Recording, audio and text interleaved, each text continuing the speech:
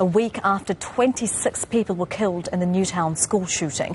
The most powerful gun lobby in the United States, the National Rifle Association, says the solution to gun violence in schools is armed guards. In Newtown, the church bells tolled out at the exact time when a week ago a young man with an assault rifle began his massacre of children.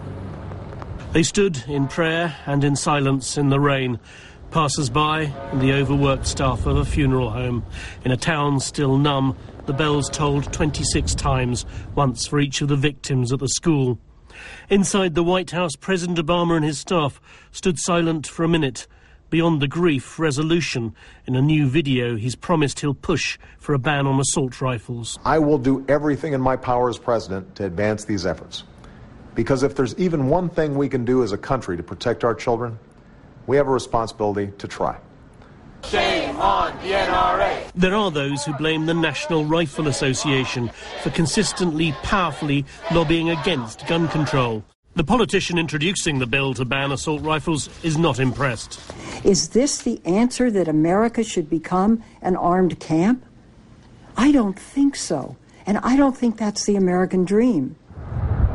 But 20 minutes away from Newtown, opinions on armed school guards are divided. I don't think that the taxpayers should be paying for a police officer in a school.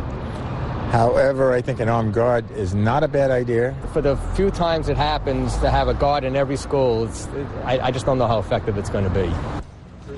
America seemed to unite in grief this week over the massacre of innocents, but agreeing how to prevent such killings in the future is bound to divide the country for months to come. Despite protesters, the president, and public opinion increasingly pushing against the gun lobby, the National Rifle Association sent a sharp message through its leader, Wayne LaPierre.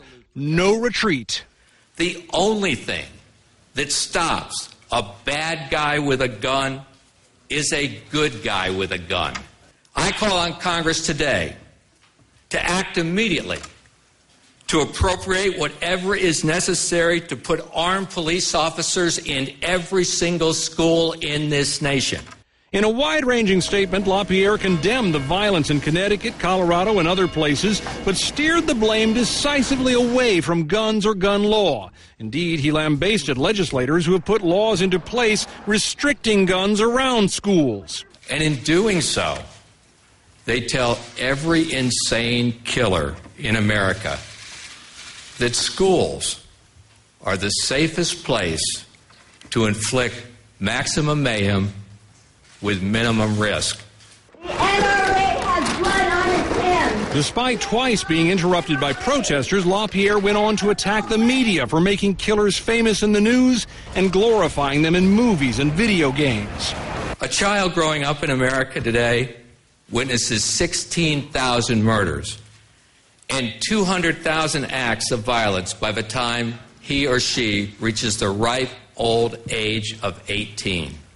And does anybody really believe that the next Adam Lanza isn't planning his attack on a school he's already identified at this very moment? LaPierre announced plans for what he calls a National School Shield program to recruit and train volunteers to thwart such attacks. Mr. Keene, could you answer one question? One question, Mr. Keene. But details on precisely how that might work remain unclear, because for all their statements, NRA officials are still not answering questions.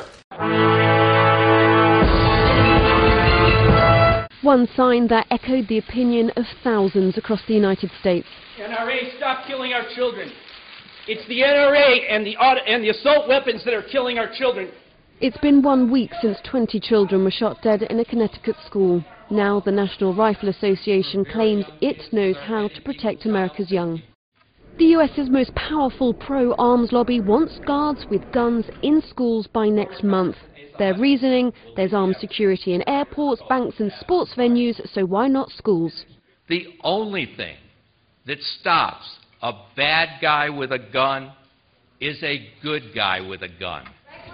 It's a view fiercely rebuked by some here. NRA has blood on its hands. Yet the NRA will find support amongst its 4 million members and amongst weapons enthusiasts who this week have flocked to gun stores in their thousands.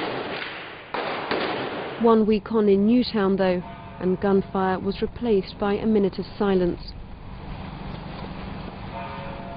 Stillness here, but the gun control debate roars in Washington.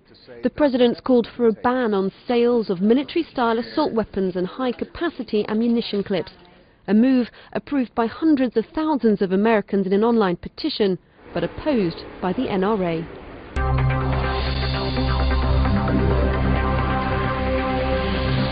Yeah, they have, and I think if we thought that America had come together after what happened last Friday, there was very clear evidence. I was in that news conference that the strength of feeling, and outside as well amongst protesters, those opposed to the NRA, and the very strong defence from the Executive Vice President of that right to bear arms, and in fact, rather than take guns off the streets, to put more guns, particularly in school, his call for an armed guard to be in every school by the time children come back after the New Year break. They said they wanted to make a meaningful contribution to this debate that's now going on in the US and of course led by the White House.